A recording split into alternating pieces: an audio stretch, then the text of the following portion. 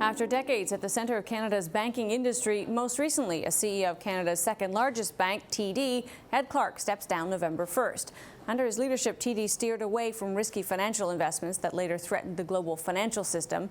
The bank bought enough U.S. banks that TD now has more branches south of the border than here in Canada, and he's fought for the underdog.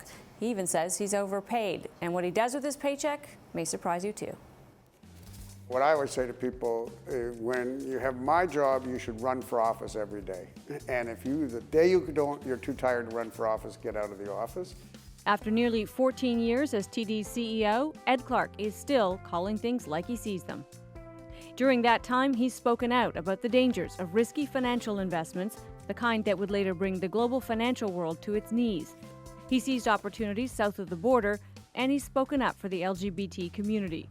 But he's most proud of his role shaping the company's culture. I find that satisfying because it was a model that said, start with the customer, not with the bank. Why don't we just do what customers want? It's a model that worked for him in his time before TD as CEO of Canada Trust. Canada Trust customers wanted extended banking hours, so Clark offered them. It would change the industry and lead to TD's $8 billion acquisition of Canada Trust in 2000. 2 years later, Clark became TD's CEO.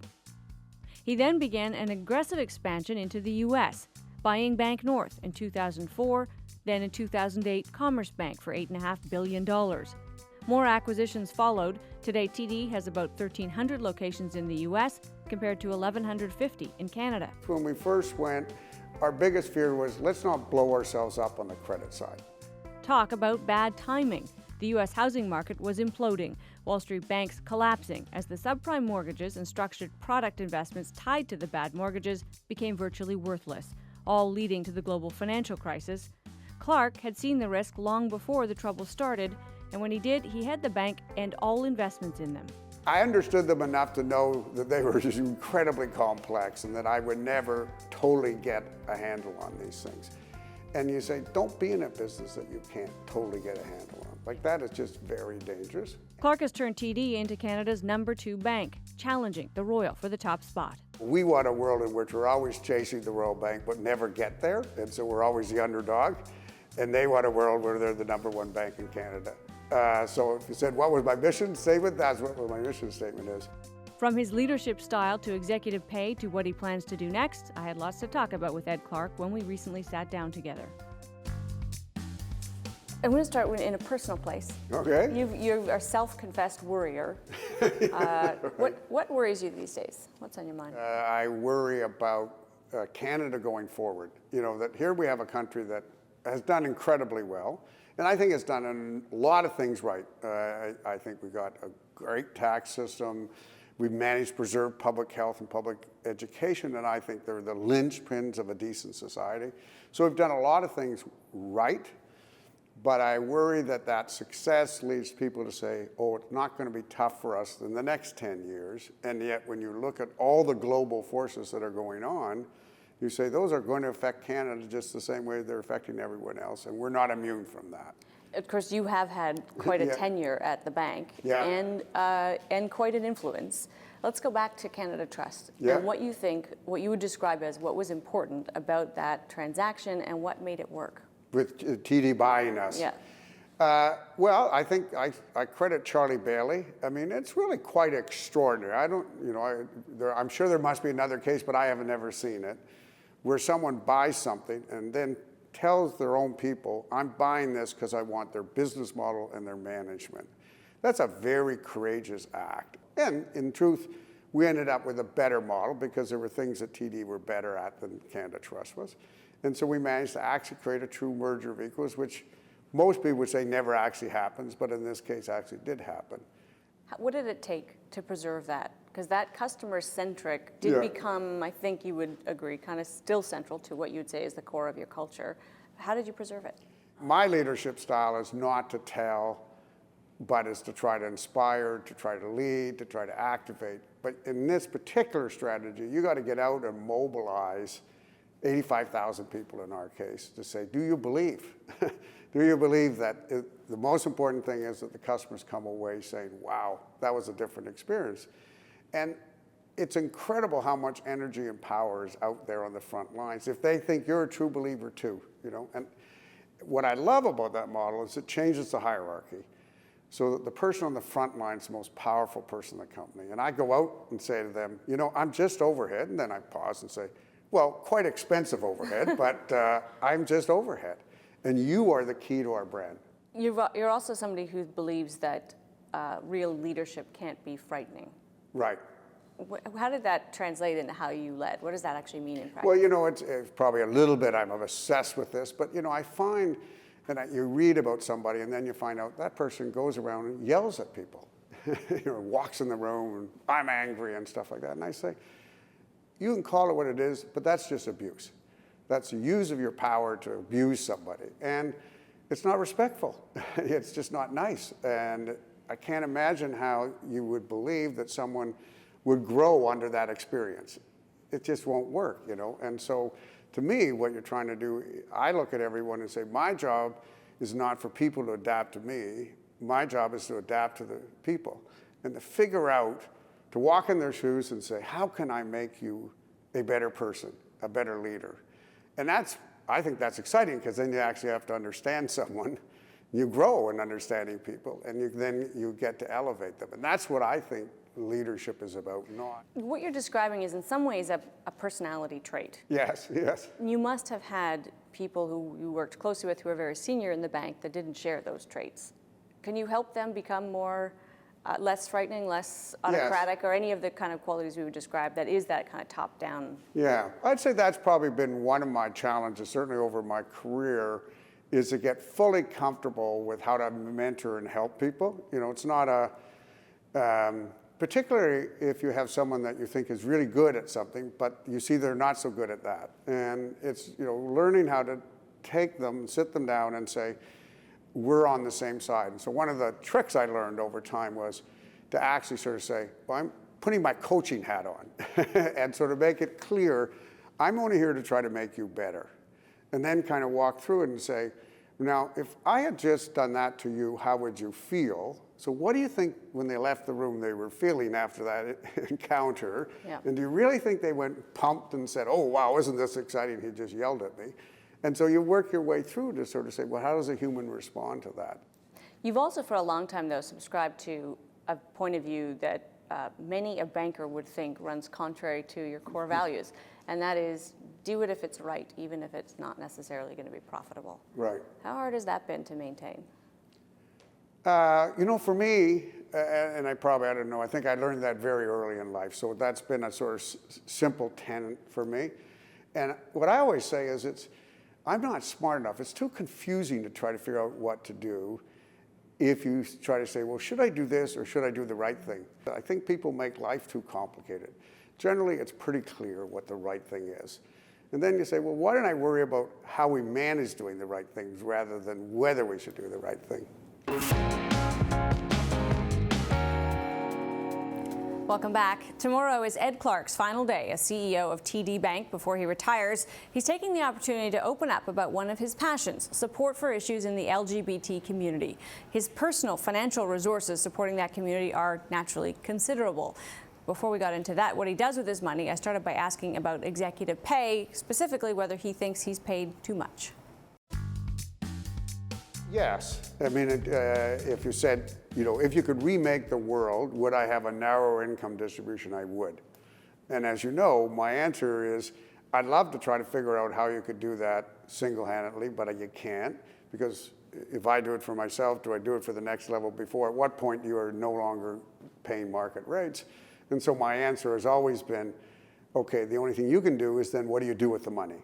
And if you don't like the distribution that you have, then you should take some of that money and say, okay, give it to people who need it more than you do. You became, I think, the first bank to really stress LGBT, to make a kind of a culture of inclusiveness, not just be about gender and race. Why did that matter to you? Why is that important? Well, I think it really was this whole journey. You know, if you think that what a great leader does is walk in other people's shoes and make them better, and then you discover that in your own company, that there's whole groups of people who are uncomfortable, that they walk in Monday morning and they don't think they can tell people what they did on the weekend because they figure out they were gay or lesbian or whatever. You think, wow, I have created a company that does that. Isn't that terrible? Like you really feel just sick about it.